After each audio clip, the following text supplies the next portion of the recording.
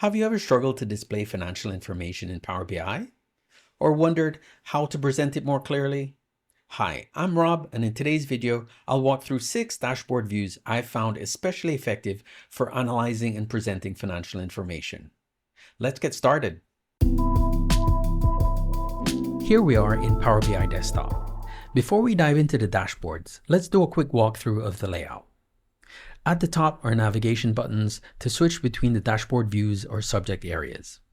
Just below, KPI cards to highlight performance of the most important measures, and slicers for drill down flexibility across all dashboard views. Then, in the main section below, the customized content for each subject area. This is the P&L dashboard. Since we're reviewing financial data, I like to start with a P&L view.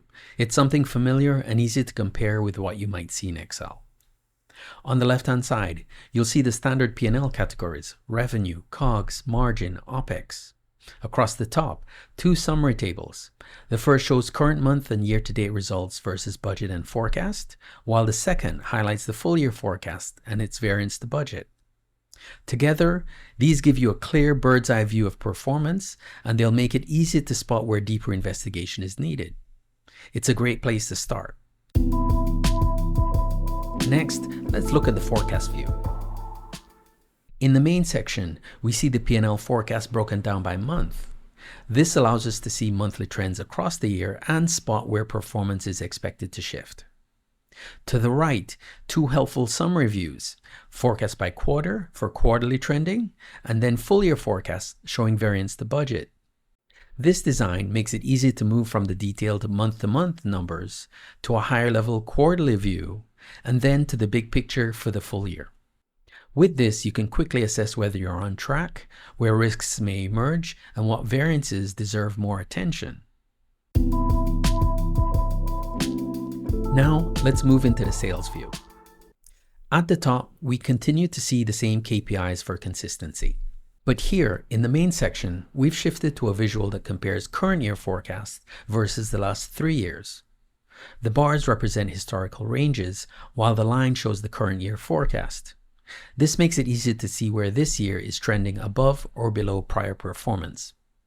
On the right, you'll find a quick snapshot of deals: the top 8 closed deals and the top 10 upcoming deals.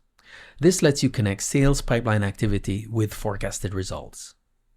Along the bottom, the 2 summary tables round out the picture: year-to-date performance, which highlights how each seller and leader are tracking versus target and prior year, and full year forecast, which shows expected variances and forecasted attainment across the team.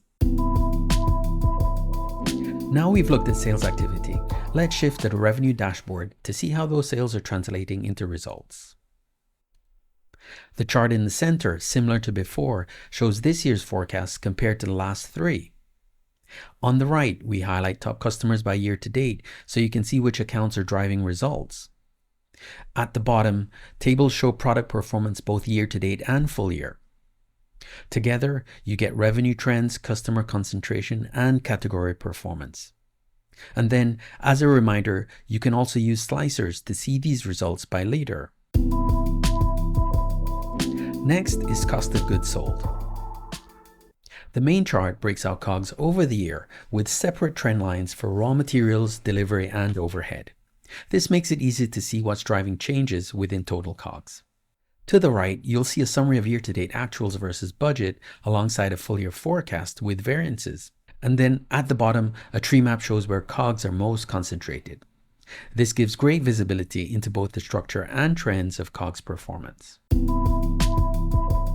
Finally, let's look at operating expenses. The layout and graphics are similar, so the only additional callout is the main chart also tracks OPEX as a percentage of revenue, which is a useful efficiency measure. At a glance, you can see where operating dollars are being spent and how they compare to budget. That brings us to the end of the demo. We started with a high-level snapshot of the P&L to understand key variances, then drilled into forecast, sales, revenue to understand where performance was headed, before wrapping with COGS and OPEX to look at cost drivers behind those results. Together, these dashboards provide a consistent and connected view of financial performance, and I hope they spark some ideas for your next dashboard project. Thanks for watching.